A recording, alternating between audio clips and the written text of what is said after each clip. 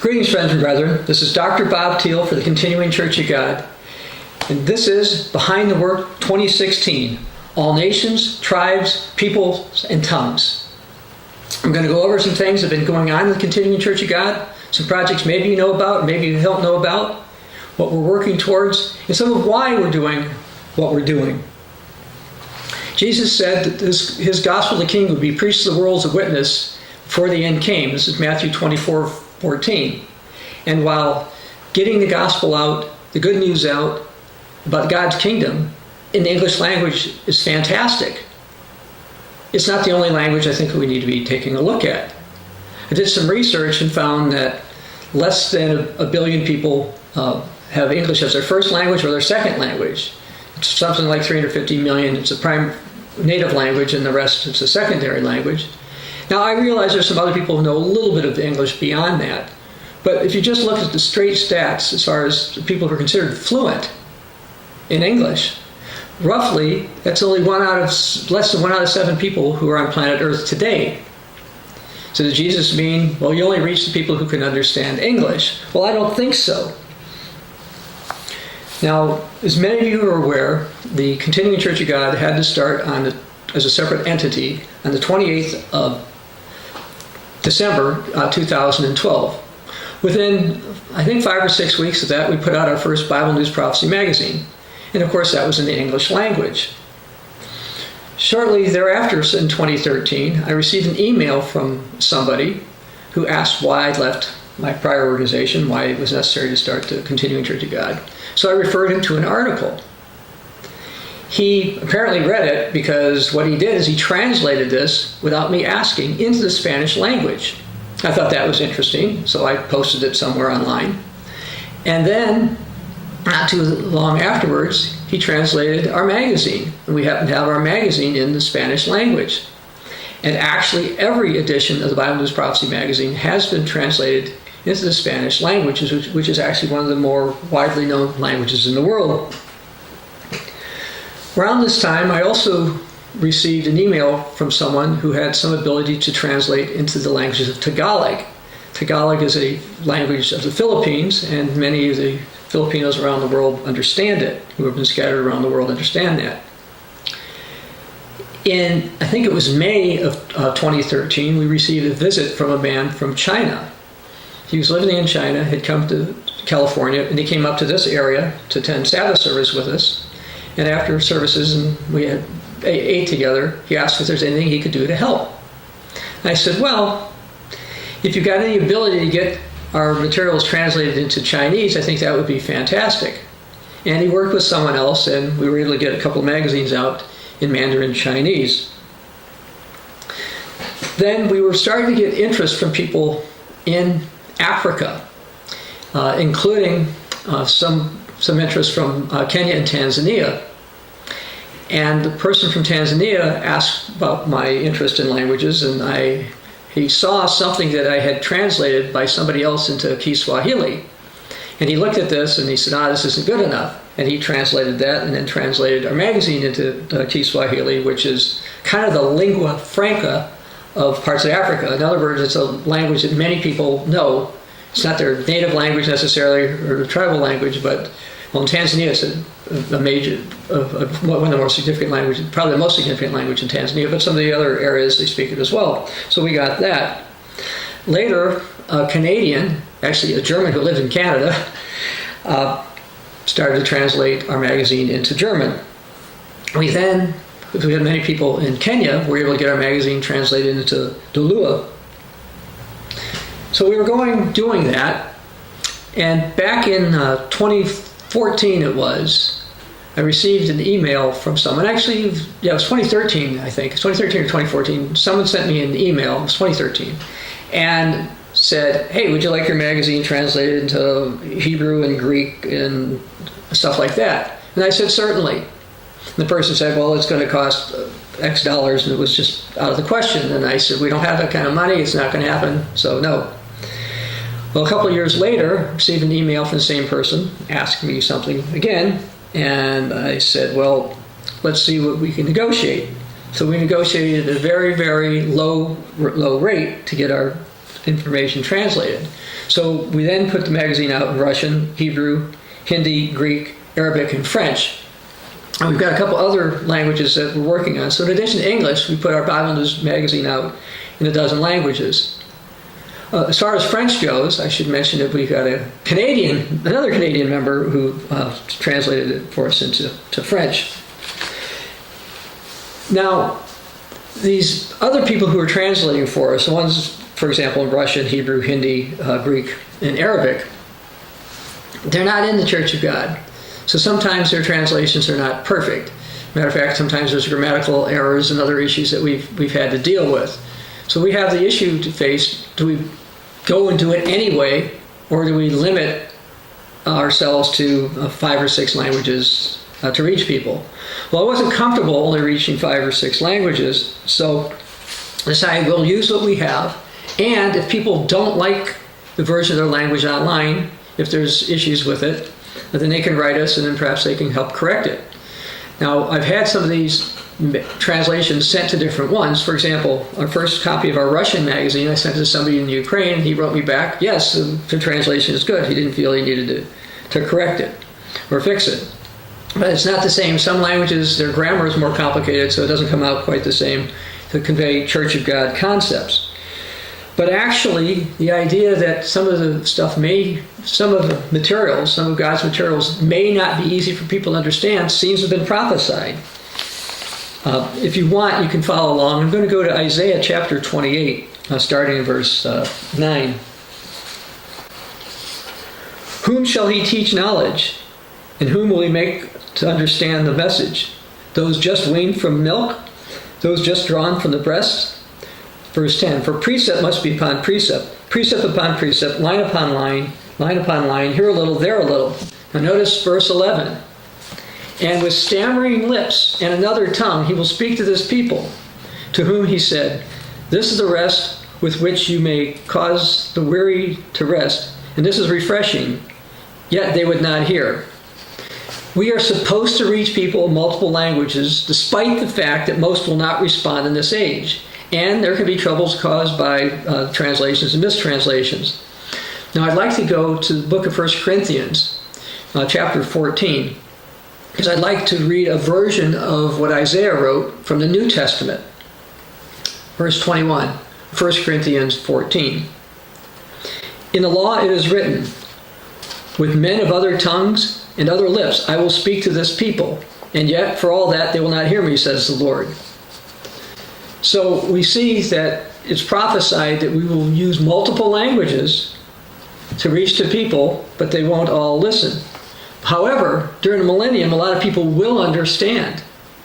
And actually, during the tribulation, many are going to understand. We'll get to that as well. But let's go to Isaiah chapter 32, verse 1. Behold, a king will reign in righteousness, and princes will rule with justice. A man will be as a hiding place from the wind, and a cover from the tempest, as rivers of water in a dry place, as the shadow of a great rock in a weary land. The eyes of those who see will not be dim, and the ears of those who hear will listen. Also, the heart of the rash will understand knowledge, and the tongue of the stammerers will be ready to speak plainly. So we see that having some language difficulties was prophesied, but eventually that's going to clear up during the millennium. But I'd like to read something that's going to happen before the millennium. You don't have to go there, but in Daniel chapter 11, verse 33, it says, and those of the people who understand shall instruct many. We're supposed to instruct many, and not just people who can understand the English language. And I'd like to go back to 1 Corinthians 14. And this time I'm going to go back to verse 10 to read something else that the Apostle Paul wrote. There are, it may be, so many kinds of languages in the world, and none of them is without significance. None of them is without significance. Therefore, if I don't know the meaning of the language, I shall be a foreigner to him who speaks, and he who speaks will be a foreigner to me. The Bible is clear, for example, in Psalm 81 verse 5, that there's languages that people don't understand. So we need to use more than one language. Now let's go to Matthew 28 verses 19 through 20. Now, I've gone over this in the past. You've heard me say this before. And let's just read this. What Jesus said. It says, "Go therefore, make disciples of all the nations, baptizing them in the name of the Father and of the Son and of the Holy Spirit, teaching them to observe all things that I have commanded you. And lo, I'm with you always, even to the end of the age." Well, if we're supposed to go to all nations, make disciples of all the nations, having more than one language would be helpful or necessary. Now, I'd like to go to the book of Romans chapter 10. And I'm going to start at verse 12. The Apostle Paul wrote, "For there is no distinction between Jew and Greek, for the same Lord over all is rich over all who call upon him. For whoever calls upon the name of the Lord shall be saved." Verse 14. "How then shall they call on him who have not believed? How shall they believe in him of whom they have not heard? How shall they hear without a preacher? And how shall they preach unless they're sent? As is written, how beautiful are the feet of those who preach the gospel of peace, who bring glad tidings of good things."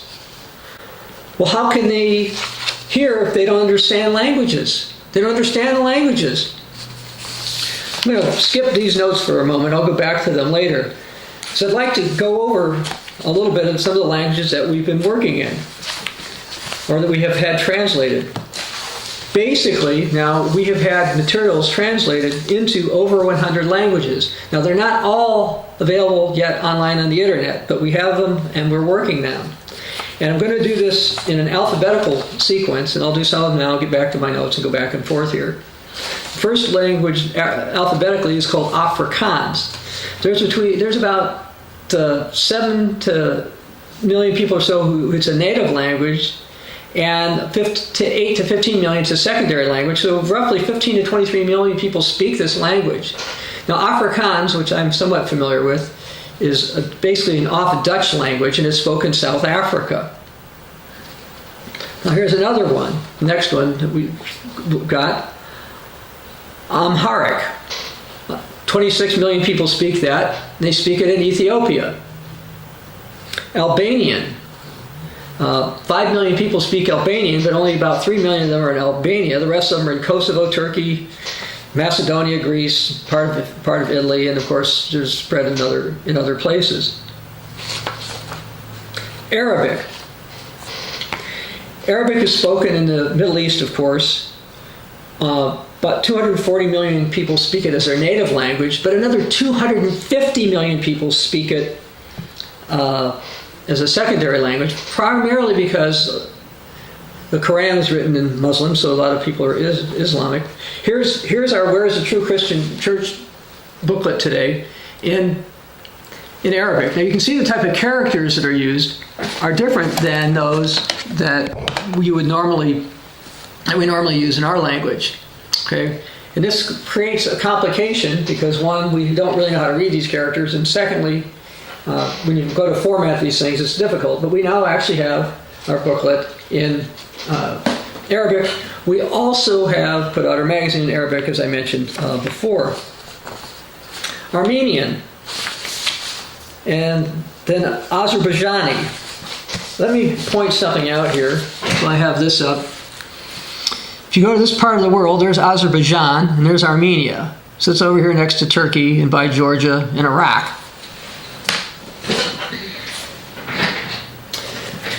This is Armenian. It's interesting. This is 208 pages, which is more than double what it is in the English language. I don't know if you can see how well these characters come out, but these are different type of character from any other languages that I've seen. And this is Armenian. And right next to Armenia is Azerbaijan. I showed you that a moment ago. This one looks more like characters that at least I somewhat understand. It almost seems to be a combination of our characters and some Cyrillic. But anyway, this is Azerbaijan. And I don't know if I mentioned, but 8 to 12 million people speak Armenian. And Azerbaijani is actually spoken by 26 million people. It's a Turkic language, and it's also native to some people who live in Iran, Iraq, Turkey, Russia, Georgia, and Syria. And then we actually have materials now translated into Basque. Only 720,000 people speak Basque. This is in Basque country in Spain and in France. Bengali. Bengali is an Indian language. There's about 189 million people speak as a native language, and about 19 million people speak as a secondary language. It's also kind of a transnational language. It's from the eastern region of the Indian subcontinent to the Bay of Bengal. So you can go over to India here, and you see the Bay of Bengal over there. At least it's, hopefully you can see that region.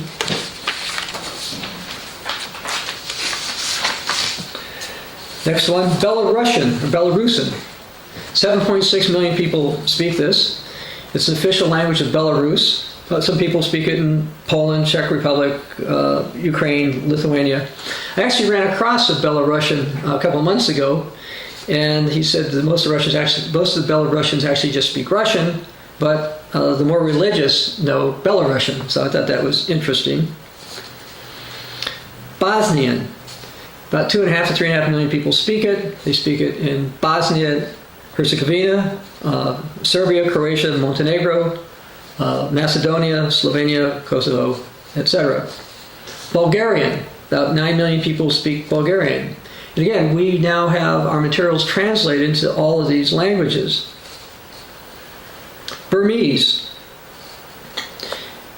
33 million people speak it as their native language, and 10 million people speak it as a secondary language. Catalan. We now have materials in Catalan. It's sort of like Spanish. I mentioned this to somebody originally. He said, oh, you don't need to get one in Catalan. Hardly anybody speaks it. Well, 4.5 million people seem to speak as a primary language, and 5.1 million as a secondary language. So it's actually a fair number of people.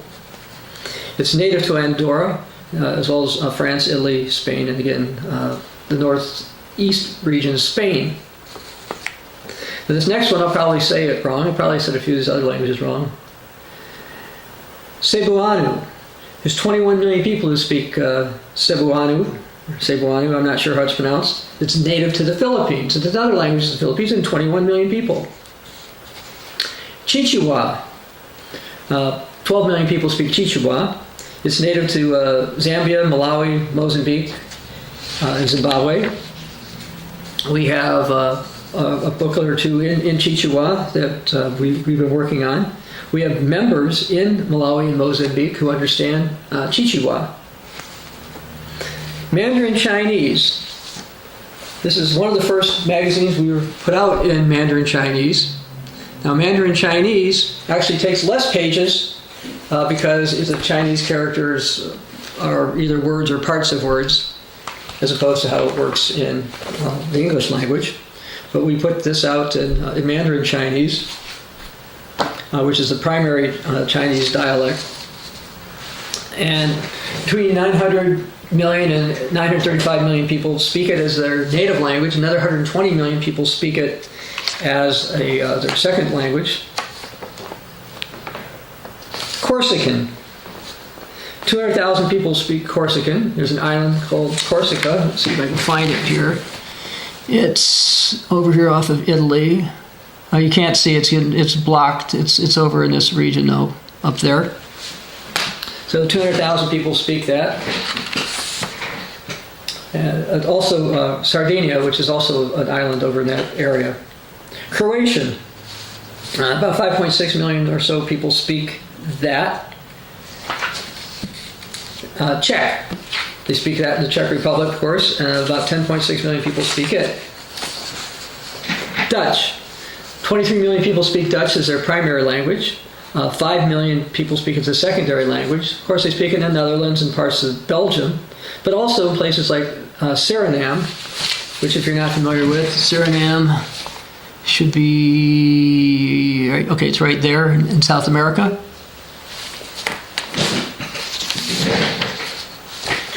Also in Aruba, and St. Martin, and some other areas, so that would be in the Caribbean. We also have our statement of beliefs in Dutch. Danish. About 5.5 million people speak it. It's native to Denmark and Greenland and some other areas.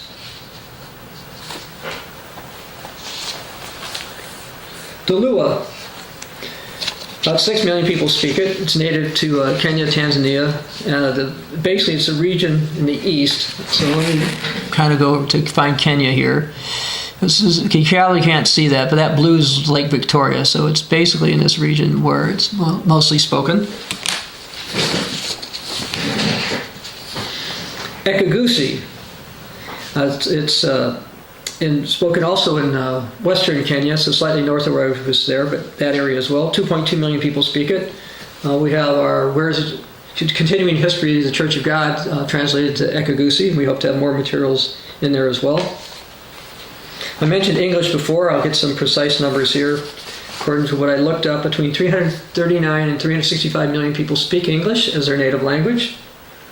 About 603 additional consider it their second language, so there's 942 million people who understand English fairly well. There's probably that many people who at least know some English beyond that, but if you look about people who understand it well, it's less than 1 out of 7 people on the earth, and if you add people who understand some, you're still only talking about a quarter of the world's population who understands English.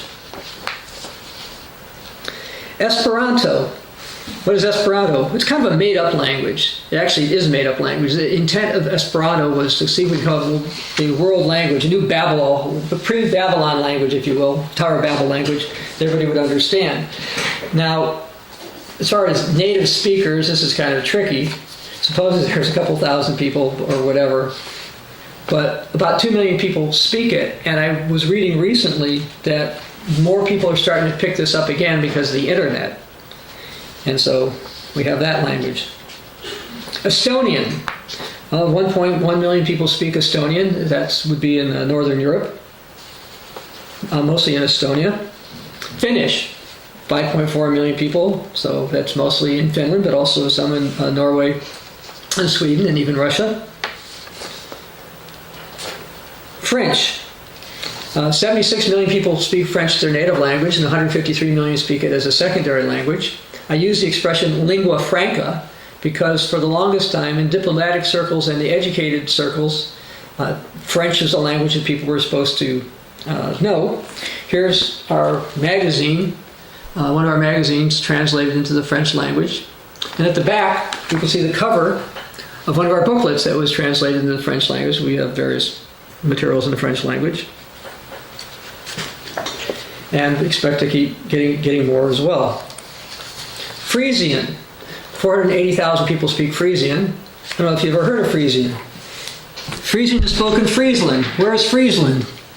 Well, Friesland is over in northern Netherlands. It's over in this region. When I saw the word Frisian, I thought, is that from Friesland? And Friesland is a province in the Netherlands. And so you've got some people who speak it. Galician. 2.4 million people speak Galician. I'm assuming that's how it's pronounced. I don't know. It's spoken in parts of Spain. Georgian. That isn't what they speak in Georgia, in the United States, with sort of a southern drawl and accent. It's native to Georgia, which I showed before was near Turkey and Azerbaijan and Armenia. It's an unusual script as well. See how well that you can see that. But these are characters that I certainly don't understand. And it's open up on the inside. It also takes makes a lot more pages to have information in Georgian. But this is Georgian. And 4.3 million people, if I didn't say that, speak Georgian. German. 78 million people speak German as their primary language, and 8 million people speak it as a secondary language. Obviously, it's spoken in Germany. Here's one of our magazines that was translated into German. Most of our magazines have been translated into German, as well as many of our booklets.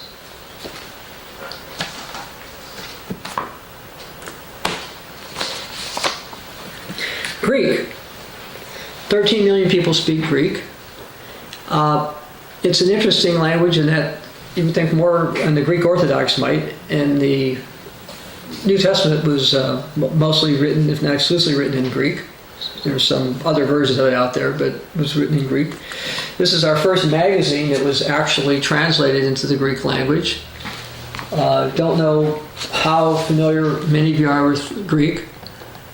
I can usually understand what most of the symbols are, and I have some idea of sort of how they're pronounced, but my pronunciation isn't that good. I know because when I'm in Greece, they kind of look at me kind of strange. But I do know a little bit of it, and decided that that would be a good language to try to reach whoever we could in. Next one I want to talk about is Gujarati or Gujarati. I don't know it well enough. It's an Indian language that I was not familiar with, but between 49 million and 54.6 million people in northeast India speak it. That's a lot of people speaking languages that we didn't really know. Haitian Creole, basically that's an off French, spoken Haiti. 9.6 million people speak that. Now this next one is either Waza or Hausa. It's Hausa. I had never heard of it. 44 million people speak it as their native language, and 25 million as a secondary language. And it's native to Niger, Nigeria, Ghana, Benin, Cameroon, Ivory Coast, Sudan, and Togo. Now the next one is Hawaiian. We've got our booklets translated into Hawaiian. 24,000 people claim to use that as their native language. Of course, I think most of those people also know English, if not all of those other people. I mentioned that language. I mentioned some other relatively small languages. Should we bother with small language? Should we even have any information in these other little languages? Because it doesn't statistically sound like it's a whole lot.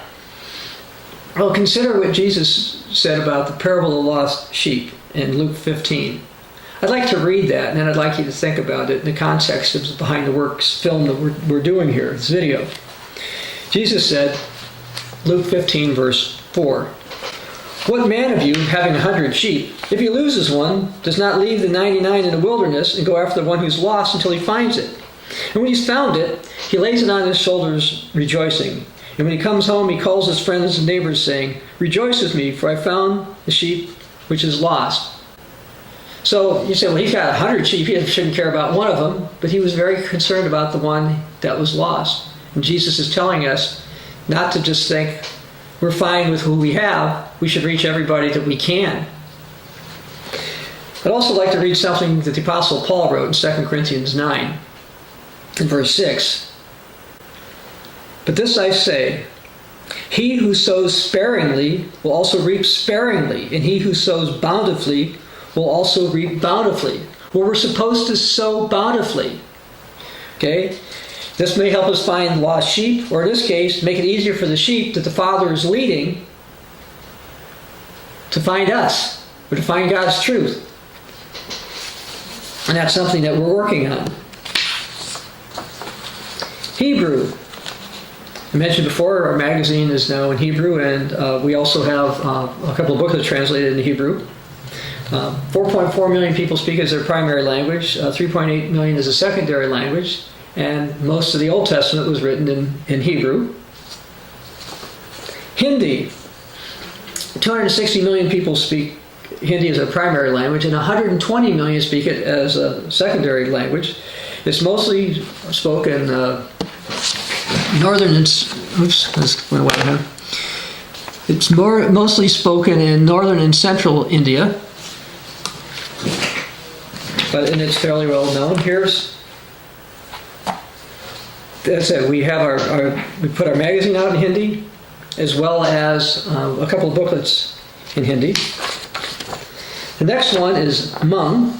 That one I know how to pronounce, even though it's spelled Hmong, because I lived in an area of California that had a lot of refugees from Laos. 3.7 million people speak it in China, Vietnam, Laos, Thailand, etc. Hungarian. 13 million people speak Hungarian. Obviously, it's native to Hungary and some other parts near there. Icelandic. 330,000 people speak Icelandic, and I'm sure you all know where Iceland is. There it is. It's pretty clear to see over here. Igbo. I think that's how it's pronounced. 25 million people speak that. It's native to southern Nigeria and Equatorial Guinea. So in this region here, people speak it. Indonesian. Now, this is interesting. 43 million people speak this as their primary language, but 156 million people as a secondary language. So almost 200 million people may speak this. Irish. Well, 140,000 people speak it as their native language and 1.1 million as a secondary language. Yes, they do speak English in Ireland generally, but this is their native language. Italian, 64 million people speak it as their primary language and 3 as their secondary language. And actually, I think it's the real language of the Vatican. Japanese, you'll love this one. 130 million people speak it as their primary language, and 0.01 million people speak it as their secondary language, at least if my decimal point's off. We finally have our first booklet in Japanese, and it's been printed, and you can see it's here. A lot of the Japanese and Chinese characters are similar, or are even the same, but they are not pronounced the same, but they sometimes have the same meaning.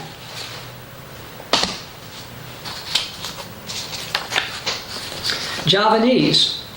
82 million people speak Javanese. Where do they speak Javanese? In Java. Well, where's Java? Not sure how well this is going to come out over here. Java is just right down here in Indonesia.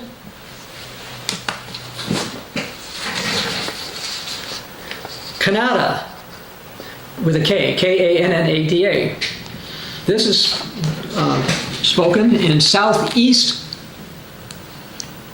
India, so over in this area. I know Tamil's also spoken around here, but anyway, that's the general area. Kazakh. 11 million people speak Kazakh, and they speak it in Kazakhstan, which you can see here, former Soviet Republic. Kazakhstan there. Kiswahili. Between 75 million and 115 million people speak Kiswahili as their native language, and another 50 to 90 million people speak it as a secondary language. I mentioned before, it's native to Tanzania, Democratic Republic of Congo, I'll add that, Kenya, parts of Mozambique, Burundi, Rwanda, Somalia, Uganda, Comoros, Mayotte, I'm not sure how to say that one, and some parts of Zambia, Malawi, Madagascar, and South Sudan. And this is one of our magazines in Kiswahili.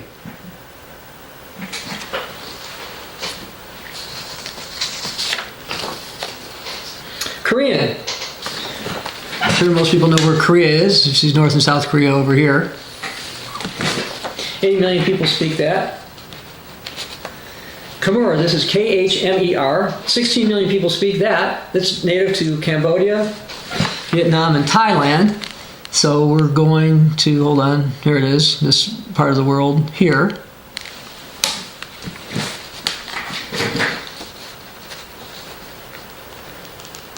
Kurmanji.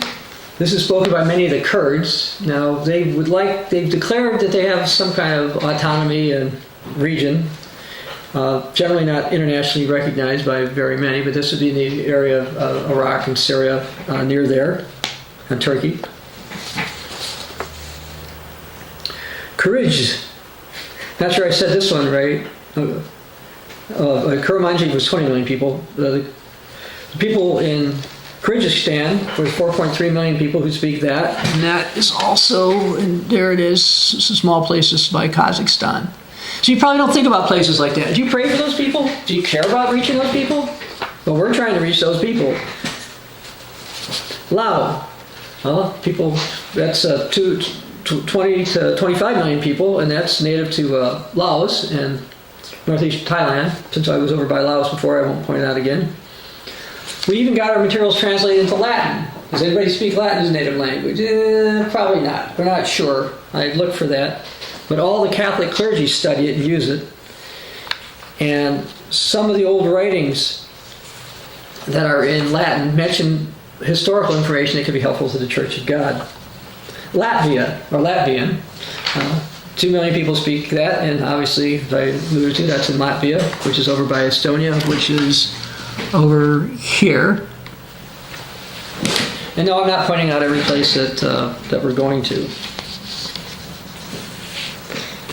Lithuanian. I should have pointed out at the same time that Lithuania is near Latvia. 3 million people speak that. Luxembourgish.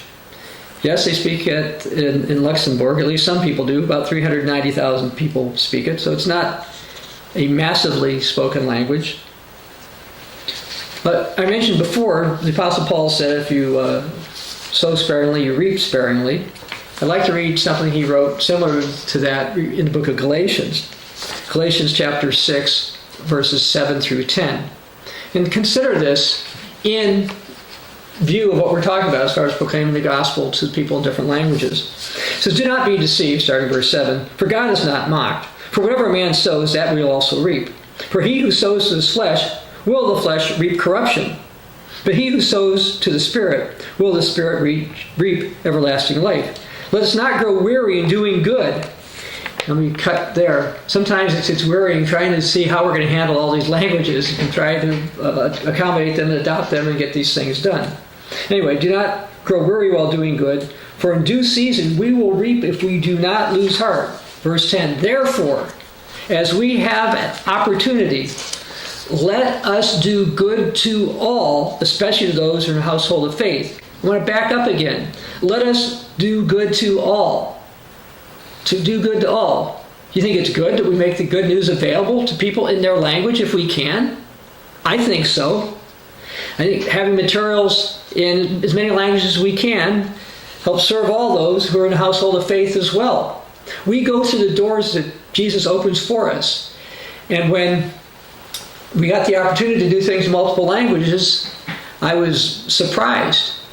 It's interesting because back in May of 2015, my wife Joyce and I were in New Zealand, and we were visiting there from Pentecost weekend. And I gave a sermon about the short work, and I explained some things about it, and I'll go into that more later. But one of the things I said when I was over there was that I think we needed to build up a database in multiple languages. Now, when I said that, I had no idea that I think 4 months later, I get an email from somebody I'd heard from years before who said, hey, would you like materials in 5 or 6 more languages? And what I neglected to mention is after we did 5 or 6, when we picked up the 7th or whatever, I wrote it's a woman representative over there, and I said, well, how many languages can you do?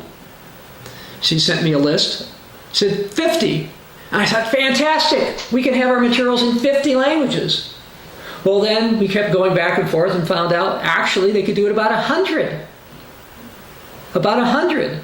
So when you read scripture such as Galatians 6:10, let us do good to all, that's why we decided to do it, because we could.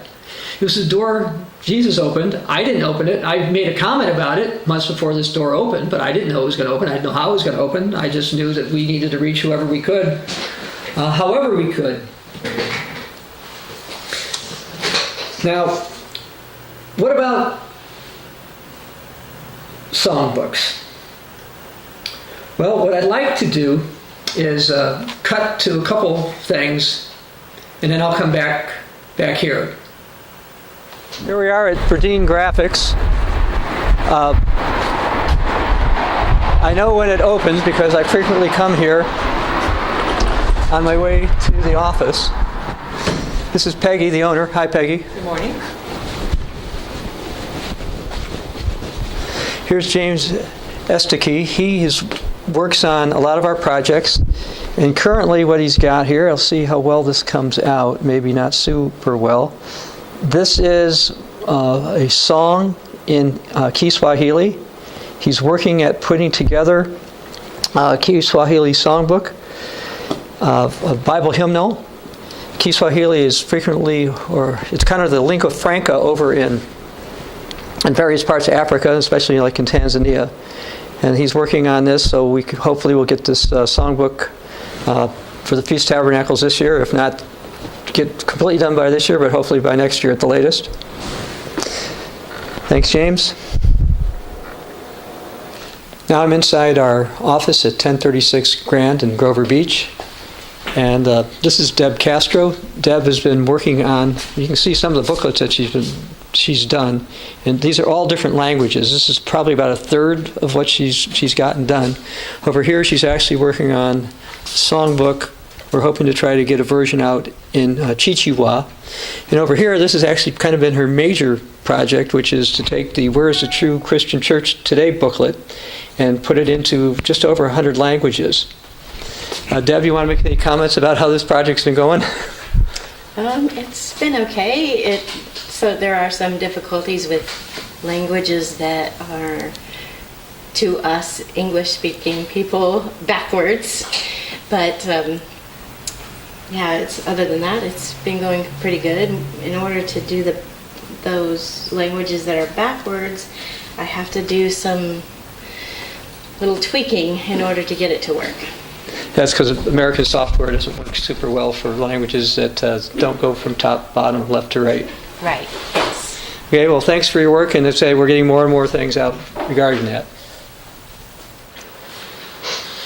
Okay, so you got to see that right now, day that I'm filming this, because this is all done the same day, that we have our songbook being worked on in 2 different languages. Why bother with that? Well, I'm going to read 1 Chronicles 16, verses 23 through 24. Sing to the Lord, all the earth. Proclaim the good news of his salvation from day to day. Declare his glory among the nations, his wonders among all peoples. Notice, among all peoples. We're talking about singing. Now, actually, this particular set of passages is also repeated pretty much in this 96th Psalm. If this wasn't important to God, he wouldn't put it in the Bible once, but instead he put it in there twice. So we've got that going on. We've also, this is our Bible hymnal in the English language, and we're also looking at possibly getting a couple other languages of it out as well. A couple more European languages, and I'm hoping for additional African languages beyond Chichewa and Kiswahili. Now, going back to the list, Macedonian, 1.4 to 2.5 million people speak that. That's in Macedonia, which is in Europe. Here's one, Malagasy, 18 million people speak it. Do you know where they speak it? I didn't know where they spoke it. See if I can get this to come back up here. Okay, they speak it in Madagascar and some other regions over there. But it's a language that I was not familiar with. Malay. Now this is interesting. Now Malay they speak in Malaysia, which is this purplish color here, but also many people in Indonesia speak it. Basically, 60 million people speak Malaysian, and some of them also speak Indonesian, and I don't know how many speak Malay as a second language. Now, having said Malay as a language, then there's one called Malayalam. Malayalam. You know where that's spoken? If you do, you know more than I did before I did this research. It's spoken in this part of India, southwest India. 38 million people speak it. Maltese. Maltese is spoken in this small island called Malta. About 520,000 people speak it. And you may have heard of that particular place because it's mentioned in the book of Acts chapter 28. And so we now have a booklet there. Maori. This one I knew how to pronounce. If I hadn't been to New Zealand a few times, or I wouldn't know, I would have said Maori, but it's Maori. About 60,000 people speak it as a primary language. About 90,000 people speak it as a secondary language. It is native to New Zealand. Hopefully we have materials in Maori. We may see some growth over in New Zealand. We'll see. Marathi. 73 million people speak Marathi or Marathi. Mostly in central west India. So let's get back to my pointer here. So probably in this region. So you got 73 million people there. Mongolian. Yes, they speak that in Mongolian. It's 5.2 million people. Nepali, they speak that in Nepal. That's 17 to 25 million people. So let's see here, get to this part of the world. There's Nepal. And there's Mongolia, I mentioned that one before. Norwegian. Well, I guess I haven't gone up to that part. I'll point to that. I think everybody knows where Norway is, but 5 million people speak it. How about Pashto? Pashto. 40 to 60 million people speak it. This is spoke in the area of Afghanistan. Hold on. Oh, there it is, in Pakistan. So it's in this region, and some in that area. Persian. A lot of Iranians say they are Persian.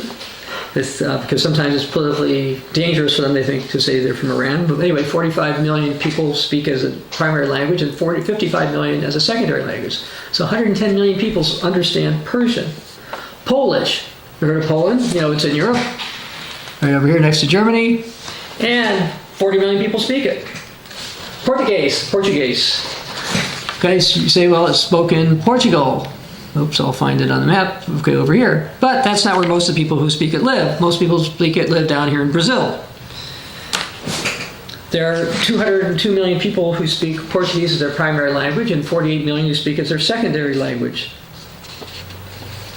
Punjabi. Punjabi, 117 million people speak it. It's considered to be one of making the 10th most widely spoken native language in the world. It's the native language of Punjabi people who inhabit the historical Punjab region of Pakistan. Romanian. 24 million people speak that as a primary language and 4 million people as a secondary language. Of course, in Romania, Moldova, and some other places. Russian. 172 million people speak as a primary language and 92 million people speak as a secondary language. I actually thought it might be higher as a secondary language because many of the people who lived in the nations that were behind the Iron Curtain prior to the fall of the old Soviet Union spoke Russian. So there's 262 million people who understand that. Samoan. 510,000 people speak Samoan. Samoa is an island in the South Pacific. Scots Gaelic. Between 57,000 people apparently speak that as their native language. Another 30,000 people actually know it beyond that. Serbian. I'm going to point this out. About 10 million people speak Serbian. So let's see if I can find it. It's right here. It's not even marked well on the map. We have a congregation in Serbia, and it's Serbian spoken in Serbia, Montenegro, Croatia, Bosnia, Herzegovina, and other regions. Sesotho. The Sesotho probably could be pronounced Sesotho because it's native to Lesotho. And I'm somewhat familiar with Lesotho. It's down here. You can't see it well. It's surrounded completely by South Africa. Sindhi, with an S. 75 million people speak Sindhi in southwest Pakistan. Sinhalese. 16 million people speak it as a primary language and 2 million as a secondary language. That's in Sri Lanka. Sri Lanka is this teardrop-type island just south of India. In Slovakia, 4.2 million people. Slovenia, obviously, 5.2 million people. Somali. 17 million people speak Somali. Sotha, 14.2 million people. They speak it in Zimbabwe and Botswana, so that would be down over here.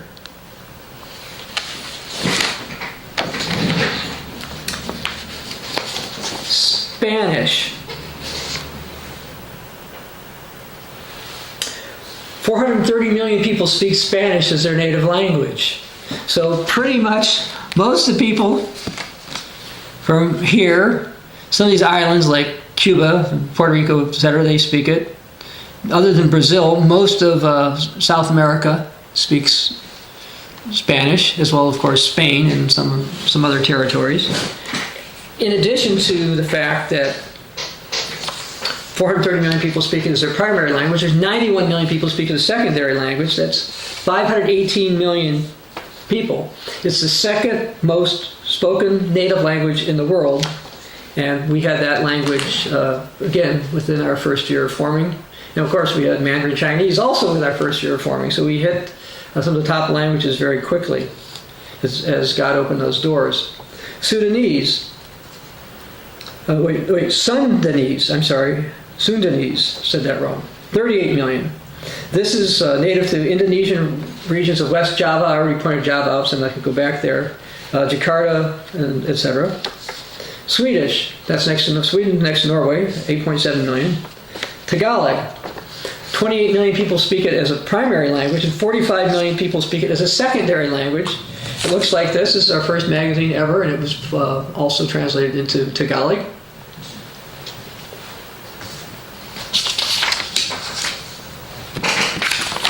I'll go through a few more of these languages and then talk about some other things related to what this is all about.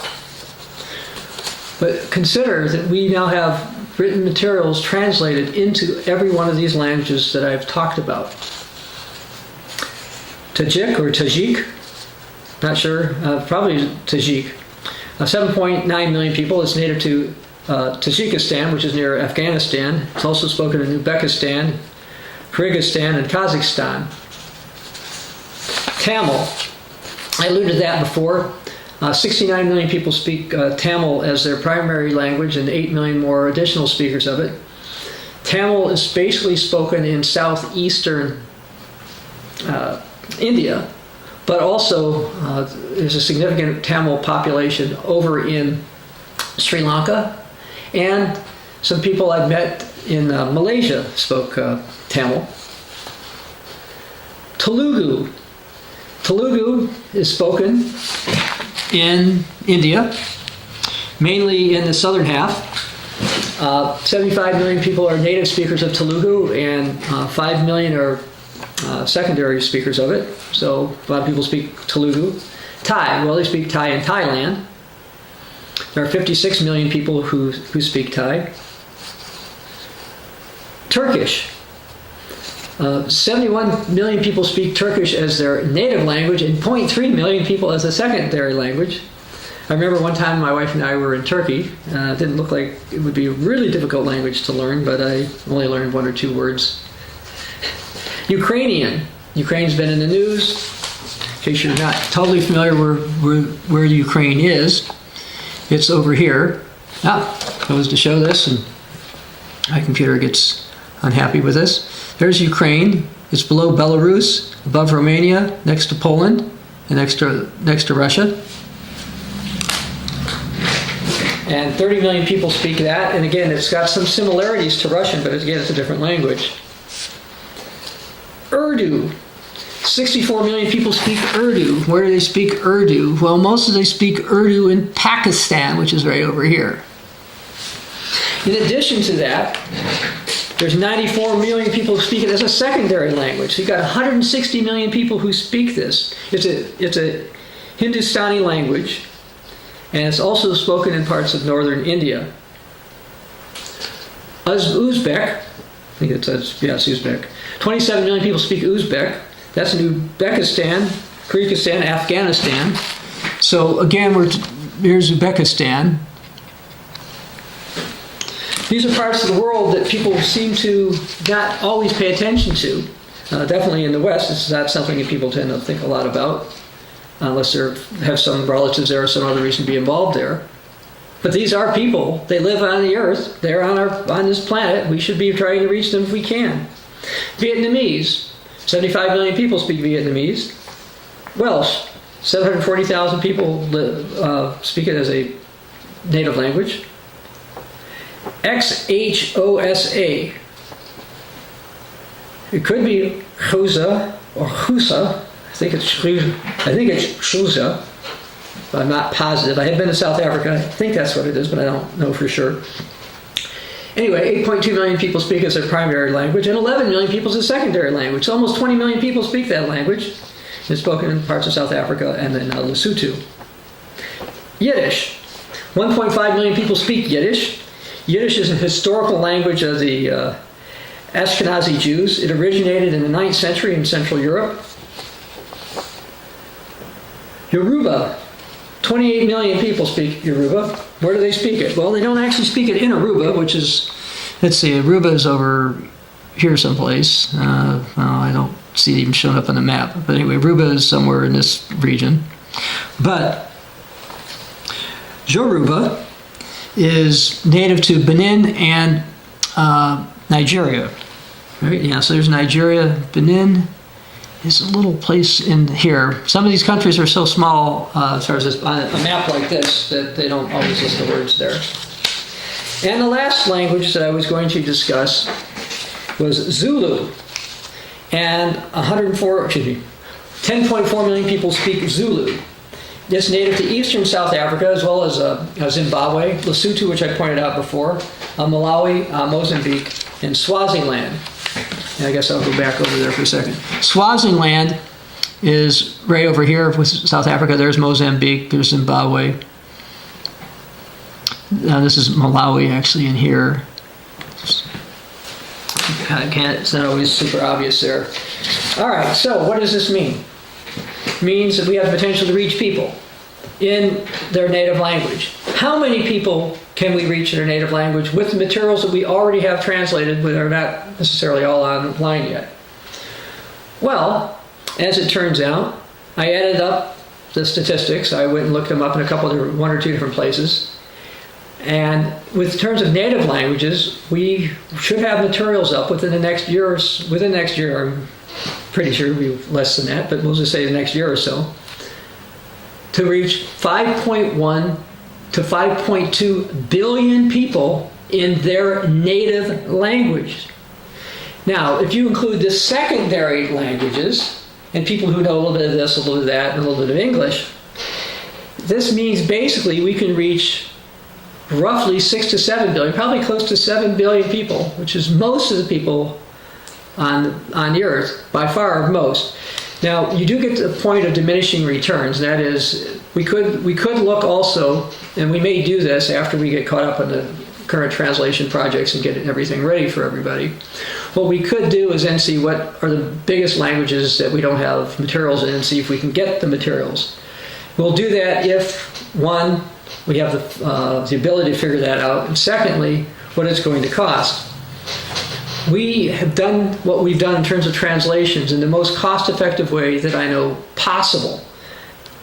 Yes, as I said at the beginning, I realize our translations aren't always perfect and that they may have some issues, but in Isaiah, in the Bible, God had Isaiah write that people would be spoken to in stammering lips. So in other words, it won't always be clear.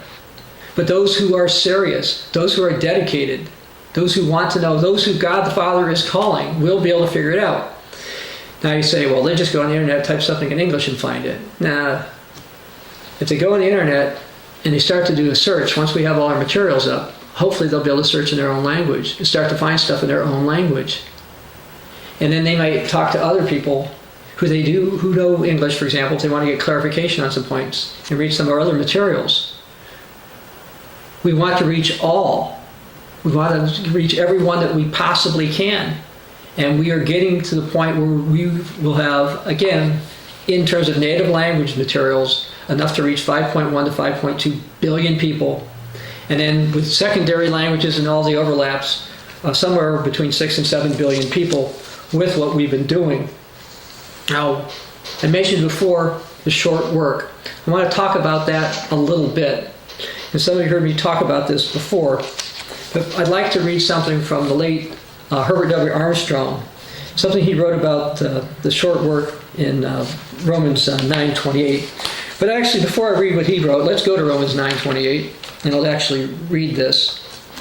Romans 9:28, New King James. For he, and the he here is capitalized, it's talking about God, will finish the work and cut it short in righteousness, because the Lord will make a short work upon the earth. I will add some more of my own comments about that, but first let's read some of what Herbert Armstrong wrote in a co-worker letter in July 29, 1968.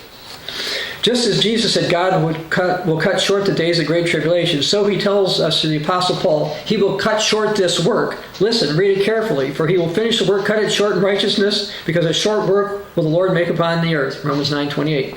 Co-workers, we need to wake up. It's far later than we think. There's precious little time left. We need to be stirred, to be frightened just enough to realize the seriousness of the time, the seriousness of this work. This is God's doing, not mine. You're privileged as well as I to have a part in it. We need to dedicate ourselves to it, the most important thing in our lives by far. Now, Herbert W. Armstrong wrote that in 1968. We're 48 years closer than then.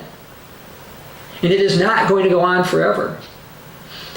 The 6,000 years which God gave humanity to live cut off from Him is getting closer to being up.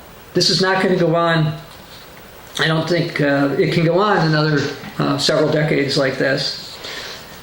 Now let me read something that he wrote in letters in 1979. Here's something that Herbert Armstrong wrote. In Revelation 7 is a prophecy of God holding up and delaying world events until the sealing of 144,000 and other innumerable multitude out of the nations. But God also says He will finish the work and cut it short in righteousness, because a short work the Lord will make upon the earth. Romans 9:28. From now on, things may happen suddenly, rapidly, to finish the work God has called us to do. This is a co-worker letter, August 20th, 1979. Now, I'm going to read what he wrote November 9th, 1979. God was holding up world events in Satan's world to give His church more time to finish His work and be prepared ourselves for His coming. But now, many evidences are appearing that the prophesied world events are ready to move swiftly, bring the day of the Lord and Christ's divine interference, preparing for His coming. Jesus said He will finish the work and cut it short in righteousness, because a short work will the Lord make on the earth. Romans 9:28. How near finishes the work now? Remember this, Christ has not called us to reach every living person, even the United States, which we know is a nation which sprang from Manasseh, jointly with Ephraim, the British people, who comprise the birthright peoples of Israel, tribes of Israel. God's message for our day is, and this gospel of the kingdom will be preached in all the world for witness unto all nations, in the end, and shall the end come. That was a co-worker letter, October 26, 1979. And this is the November 9th part, sorry. Almighty God has been holding back the progress of the prophesied world events. There is a time foretold in Revelation 7, He will do this again. But then again, He will finish the work and cut it short in righteousness, because a short work will the Lord make upon the earth. So Herbert Armstrong felt that there was an important work to be done, but there would be a short work. But he felt back in 1979 it was being held up. And that's true. He also seemed to have a similar view in 1983. I'd like to read something from a sermon summary. The sermon was called Success Based on God's Law, July 30th, 1983. God has delayed certain events, but He says He will make a short work and cut it short suddenly. Jesus gave us the expression of how it will come when it's least expected, like a rat getting caught in a trap that snaps when it didn't know it until it's caught. And that's how suddenly things are going to happen very, very soon. How much longer God will delay that before He does, I don't know. He didn't know that, but He did know that there was going to be a delay. And in September 17, 1982, he wrote, it's written in Romans 9 concerning this very end time, for He, Christ, will finish the work and cut it short in righteousness, because a short work He'll make on the earth. I'm going to read something from a letter he wrote October 18, 1983.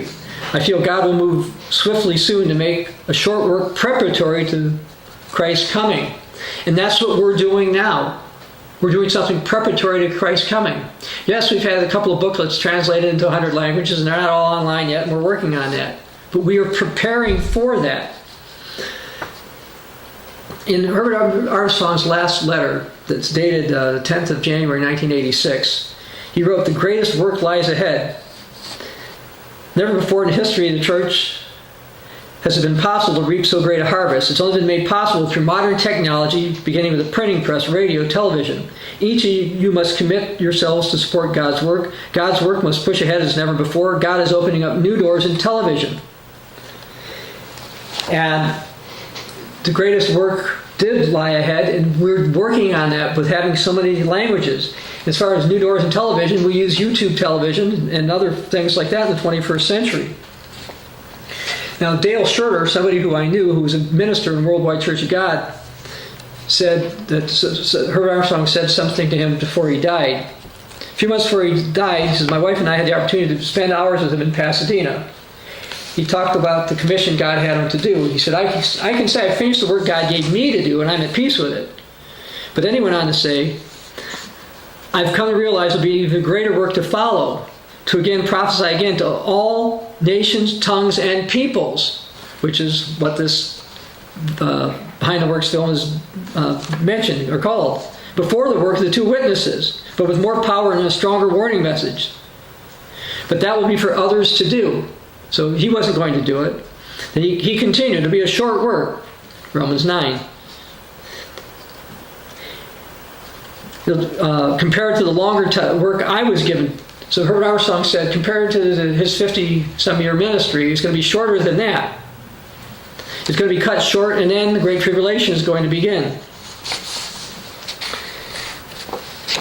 And I also will comment that Herbert Armstrong's wife, Loma, had a couple of dreams. She had two parts of it pertaining to the proclamation of the gospel. Herbert W. Armstrong believed he fulfilled the first portion of that dream. But the second portion wasn't fulfilled in his lifetime, and that is the portion to be filled after his death, and that's what we're working on, one of the things we're working on in the Continuing Church of God. At this particular YouTube channel, if you're watching this on YouTube as opposed to at the Feast of Tabernacles, you can also see we have a sermon on dreams that you might find helpful. Now, back in 1985, Herbert Armstrong in the Mystery Ages wrote, in these last days, according to biblical prophecy, knowledge, spiritual as well as material, was to be increased. The true Church of God was to be set back on the track, restoring the glorious knowledge of faith once delivered to the saints in the days of the original apostles. And that's exactly what we, the Continuing Church of God, have done. We've put out booklets on church history so people have to understand from the beginning why we had the faith once for all delivered to the saints. We have booklets to explain why the Church of God is correct and other churches claim to be churches are not, and why people should be in a Continuing Church of God as opposed to any Church of God group. We proclaim the gospel. This particular book, The Gospel of the Kingdom of God, we have translated between 90 and 100 languages to reach more knowledge for more people in the end time. Now, how important are languages to God? Well, very important. So important, if you actually go to Acts chapter 2, you'll realize that God did a language miracle when the New Testament church began. Acts 2, verse 1. When the day of Pentecost fully came, they're all in one accord. Came a sound from heaven, mighty winds. Verse 3, appeared on them divided tongues as of fire, and one sat on each of them. They were filled with the Holy Spirit and began to speak with other tongues. The Spirit gave them utterance. And then they were dwelling in Jerusalem, Jews from every nation. And they were amazed, and they said, look, aren't these people who speak Galileans? How's it that we hear, each in our own language, if we were born? Parthians, Medes, and Elamites, dwelling in Mesopotamia, Judea, and Cappadocia, Pontus, and Asia, Phrygia and Pamphylia, Egypt, and parts of Libya joining Cyrene, visitors from Rome, both Jews and proselytes, Cretans, that's from Crete, and Arabs. We hear them speaking in our own tongues, the wonderful works of God. Well, some of those languages, directly or indirectly, I alluded to before. The Cretans speak a form of Greek, at least now. Arabs speak Arabic. And those are what we're trying to do. Now, it's true that God could do a tongue-speaking or listening miracle that he did back in Acts 2. But Scripture doesn't say that. What it does say is that we're supposed to work on this. And I should also mention that in the New King James Version of the Bible, it uses the term translated 13 times. Since very few people know ancient Hebrew or ancient or classic Koine Greek, we need translators to understand the Bible. And translators to get the materials out in other languages, and that's what we've been doing. Now, something I was going to read at the beginning, I'm going to read now, the book of Revelation, Revelation chapter 7. Herbert Armstrong alluded to this. Verse 1, after these things I saw 4 angels standing in the 4 corners of the earth, holding the 4 winds of the earth, that the wind should not blow on the earth or any tree. Verse 3, don't harm the earth until we seal the servants of God on our foreheads. And we see the sealing of 144,000. But verse 9 is part of why we're doing the short work, why we're doing the preparation to get those materials out. Notice this. After these things I looked, and behold, a great multitude, which no one could number, of all nations, tribes, peoples, and tongues. And that's why this Behind the Works film is titled, All Nations, Tribes, Peoples, and Tongues, standing before the throne and before the Lamb, clothed in white robes, with palm branches in their hands, and crying out with a loud voice, saying, Salvation belongs to our God who sits on the throne of the Lamb. Verse 13, one of the elders said, who are these people? Where do they come from? Verse 14, and I said to him, Sir, you know. And he said, these are the ones who come out of the great tribulation and washed their robes and made them white with the blood of the Lamb, and they serve him. Now, yes, it's true that the two witnesses are going to reach lots of people, but we need to try to reach them before. Matthew 24:14 says the gospel of kingdoms will reach the world as a witness before the end comes. Well, we want that gospel of the kingdom to be out there in as many languages as possible. Many of you heard me say this before. When you read passages in the book of Daniel, I'm not going to go there, but Daniel 11 verses 30 to 35, you read about the king of the north, and you read that he gets upset with the people of the Holy Covenant. Why does he do that? I think he's going to be upset because we're going to be identifying who the final king of the north is. We're going to be saying, look, he's going to destroy the United States, UK, Canada, and lead to the destruction of Australia and New Zealand. He is going to ultimately destroy a rising Arabic confederation, which will probably be formed by that time. He's not going to want that message to be heard, but we will probably get some media attention for some time. Andy Warhol once talked about the 15 minutes of fame everyone's entitled to. We may have our 15 minutes of fame, and we need to be ready for it. We need to be ready for people to be able to go to our different websites. And we have lots of different websites. We have ccog.org, ccg.asia, ccg.in, for India, ccg.eu, for the European Union, ccg.nz, ccgcanada.ca, cdlidd.es, which is for Spanish, and pnind.ph, Philippine language. We also bought an African language, but there's an site, but there's an issue with the Africans, got nothing to do with us. So we're going to, for the time being, our plan is to put the African languages on the .org site. But we also have a YouTube channel called CCOG Africa, and it has messages from African pastors in African languages such as Kalalunjin, Kiswahili, and Zolua. We also have a Spanish YouTube channel that we're working on bringing up, because we are going to reach people, and this needs to be done. In Revelation chapter 3, I'd like to read something that Jesus said to the Philadelphians, starting in verse 7. And the angel of the church of Philadelphia write, these things says he who is holy, he who is true, he who has the key of David, he who opens and no one shuts, he who shuts and no one opens. See, I know your works. I set before you an open door. No one can shut it. You have a little strength. You've kept my word and not denied my name. We don't have those perfect translations, but we do have a little strength, and we are going to try to reach people. If you go to Revelation 5, just a couple pages over, I'm going to start in verse 9, Revelation 5. And they sung a new song, saying, you are worthy to take the scroll and open its seals, for you were slain, and you have redeemed us to God by your blood out of every tribe and tongue and people and nation. And that's what we're going to do. Now, this is not just a New Testament concept. Back in Daniel chapter 7, verse 14, it says, then to him was given dominion and glory and a kingdom, that all peoples, nations, and languages should serve him. His dominion is an everlasting dominion which shall not pass away. His kingdom, the one which shall not be destroyed. And that's what we're doing. We're working on that. Now, I mentioned Revelation 3 verses 7 through 8. But Jesus talked about opening a door for us. What's the open door? Well, according to the rest of the Bible, specifically writing to the Apostle Paul, the open door has to do with proclaiming the gospel. Corinthians 2 verse 12. Furthermore, when I came to Troas to preach the gospel, a door was opened to me by the Lord. 1 Corinthians 16 verses 8 through 9. But I'll tarry in Ephesus until Pentecost, for a great and effective door has been opened to me. Colossians 4 verses 2 through 4. Continue earnestly in prayer, being vigilant in it with thanksgiving. Meanwhile, praying for us always that God would open us the door for the word to speak the mystery of Christ, for which I'm also in chains, that I may make it manifest as I ought to speak. Please pray that we will be able to go through those doors that God opens, and that we will have the courage, the ability to speak as we're supposed to speak. And in the book of Acts, chapter 14, verse 27, Luke wrote, "Now when they come and gathered the church together, they reported all things God had done with them, that he had opened the door of faith to the Gentiles." The Bible is clear that the open door has to do with proclaiming the gospel, but we also need to make it so people can possibly understand it.